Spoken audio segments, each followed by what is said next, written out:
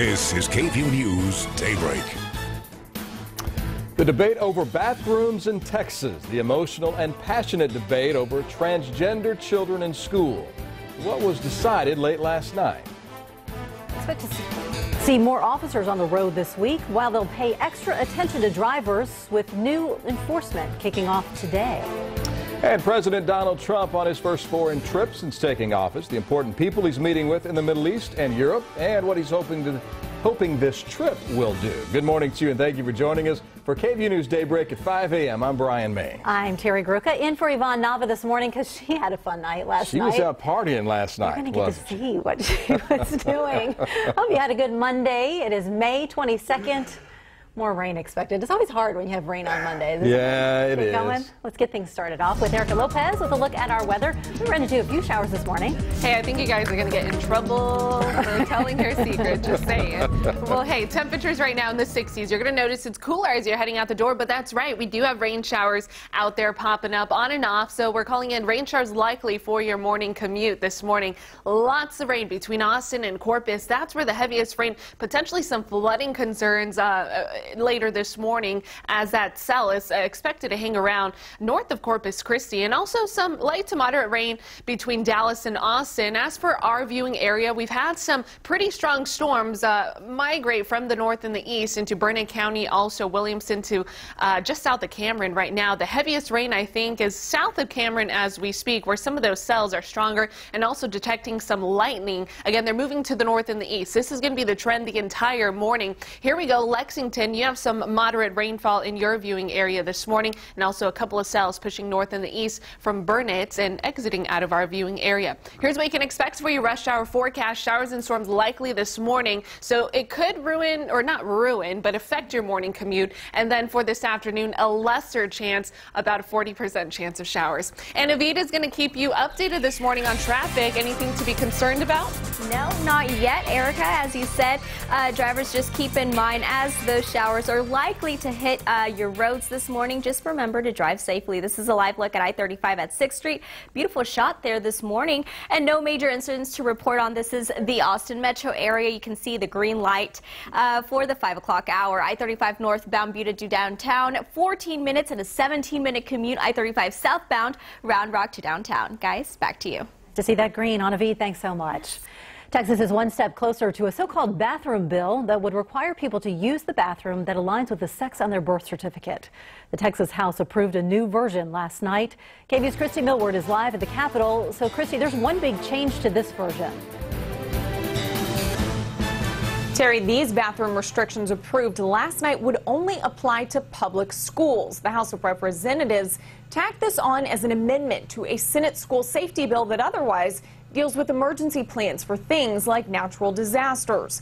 Now, proponents of the change say this version of the so-called bathroom bill will not have as much backlash because it won't affect the state's economy. Several organizations like the NFL and NBA have expressed concerns about statewide bathroom restrictions. Under the bill, transgender students at public schools would not be permitted to use the bathroom of their choice, but could use a separate single occupancy restroom if available. While some say this is about child safety, others believe it's just discrimination. Let's be very honest and clear here. This amendment is the bathroom bill. And the bathroom bill is an attack on transgender people. Some people don't want to admit that. Maybe that's because they're ashamed, and make no mistake about it, this is shameful. Nothing in this language discriminates against anyone. In fact, it makes sure that there are reasonable accommodations for all children. Now, the House should give the bill a final approval today. Then it will go back to the Senate for a vote before it would go on to the governor. Now, also early this morning, the Senate attached an education savings account plan, or voucher plan, to a school finance bill that already cleared the House. This amendment would offer taxpayer money to some special education students to to use to attend a private school. Now, many don't anticipate the changes to pass the House, but they do worry this could sacrifice the entire school finance bill. Live at the Capitol, Christy Millward, KVUE News. Continue to watch it, Christy. A bill that would change abortion laws in the state is making its way to Governor Greg Abbott's desk for approval. Friday, the House of Representatives passed Senate Bill 8, which bans women in Texas from getting late-term abortions. It would require clinics to bury or cremate fetal remains after an abortion is performed and ban the donation of fetal tissue to medical researchers. President Donald Trump landed in Israel this morning. A live look where Donald Trump just wrapped up a speech. This is the second speech he's given on this trip. This just a couple of minutes ago, in fact. The second stop in his 9-day trip overseas. During the 5-country journey, he'll meet with some of the most important figures in the Middle East and in Europe. ABC's Elizabeth Herr explains what's on today's agenda for President Trump. President Trump's first foreign trip since taking office, forging ahead with a packed agenda in Israel.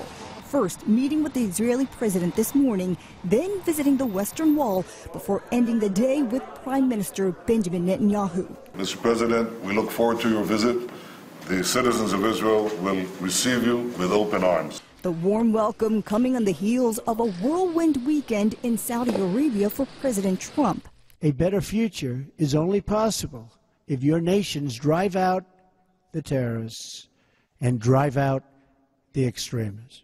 Wrapping up his 2-day visit there with a speech that included a message of unity and a challenge for the Muslim nations to take the lead in the fight against terrorism. Drive them out of your communities. Drive them out of your holy land. And drive them out of this earth. But his message as president, notably missing a key phrase he deemed crucial as a candidate during his campaign. Radical Islamic terrorism. President Trump also never once mentioned human rights in his speech, which, according to aides, were addressed behind the scenes. But publicly, his message was clear. We are not here to lecture. We are not here to tell other people how to live. And today we learned the direct flight from Saudi Arabia to Israel marks the first by a U.S. president because the two nations do not have diplomatic relations. Elizabeth Herr, ABC News, Washington. Happening today, officers will be handing out tickets to drivers who aren't buckled up behind the wheel. It's part of the click it or ticket enforcement for Central Texas. Police preparing for the Memorial Day holiday weekend when lots of people are expected to be traveling.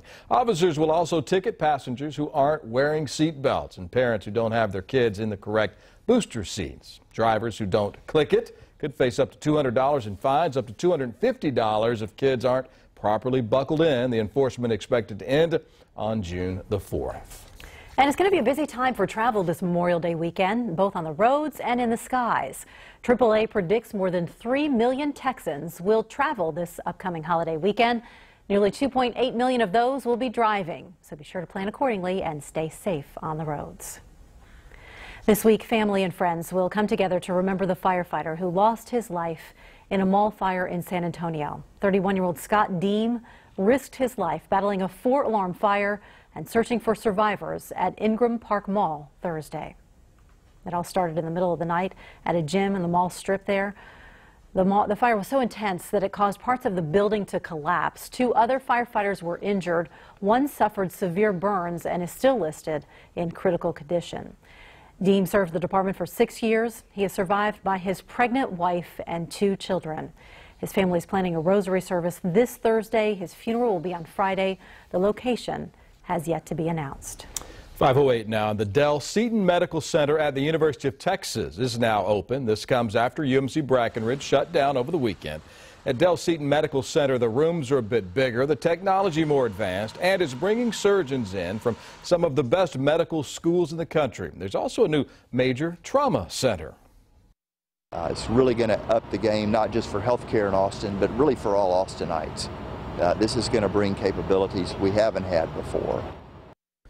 Nearly 100 patients were moved from UMC Brackenridge to the new facility Sunday, just right across the street there. They used 14 ambulances with mechanics on standby to make sure the transfer went smoothly. And it seemed to do just that. And take a look at this. This is what UMC could turn into in the future. Developers say it'll become a community of office buildings, apartments, and shops. Hundreds of families across the country without a home this morning after severe flooding tore through communities in several states over the weekend. In Indiana, strong water there carried a structure downstream. Look at that, smashed into a bridge. Officials have now closed that bridge. In Birmingham, Alabama, a mother and her 3 kids stuck on a flooded highway. Firefighters had to carry them to safety. Dozens of homes and businesses have been damaged from the flash flooding and hailstorms, leaving residents to pick up the pieces there. Back here, we had some rain overnight for parts of central Texas. So how long is that going to stick around, Erica Lopez? Well, that's sticking around all morning long. We're seeing actually some showers, possibly some thunderstorms now developing for southern Travis County. Lots of activity north and south of us. Here's what's going on across our viewing area. Expect a north wind to remain in place. So the good news is that it's a cooler, drier air mass across the viewing area this morning. But here's what we're seeing now develop just south of Austin, downtown Austin. I-35 is quite busy from Austin down to Kyle. Also Mustang Ridge, some heavier showers out there. Kyle, here's the rain that we're seeing right now. Some moderate to heavy rainfall pushing through your viewing area. Now the progression of these storms is to the north and the east. These showers continue for our viewing area. This is going to be the trend all morning long, but the heaviest rain has really been all morning for our northern counties, Milam, also Burnett County, Williamson County. These showers now pretty much taken over Milam County. A few lightning strikes detected with this elevation. Also Rockdale has been on the busy side, and Lexington, the heavy to moderate rainfall continues for you. Also tracking a few cells now exiting out of Burnett County. So here's what your rush hour forecast looks like. Possibly busy this morning commute. These showers could slow you guys down as you're heading out the door. This afternoon it's looking a little bit better, but still some scattered showers expected in the forecast. Guys, back to you. Erica, thank you. The oldest living World War II veteran expected to stay in an Austin hospital for the next few days or so. Richard Overton's battling pneumonia this morning. His family admitted him to St. David's Medical Center back on Friday for a fever. He's been taking antibiotics and is doing better now, according to a relative. Overton celebrated, you may remember, his 111th birthday just last week. We, of course, here at KVUE wish him a very speedy recovery. One of the most energetic 111-year-olds you'll ever meet. I would agree with that. All the best to him. Hopefully he'll get better real soon. Yeah. Well, the pool is a hot spot for kids just about every summer, but there's a new warning from doctors that you might want to hear. The parasite that could be floating in the water, why officials say it's so tough to kill. It is entirely possible to get carried away. People go nuts. And we're kicking off a new series here on Daybreak. Is it worth it? No, we're not talking about Daybreak itself. We're talking about several services you might have seen out there. Today we're talking about couponing, the tips you help save you money, but why it can be addictive as well. Stay with us.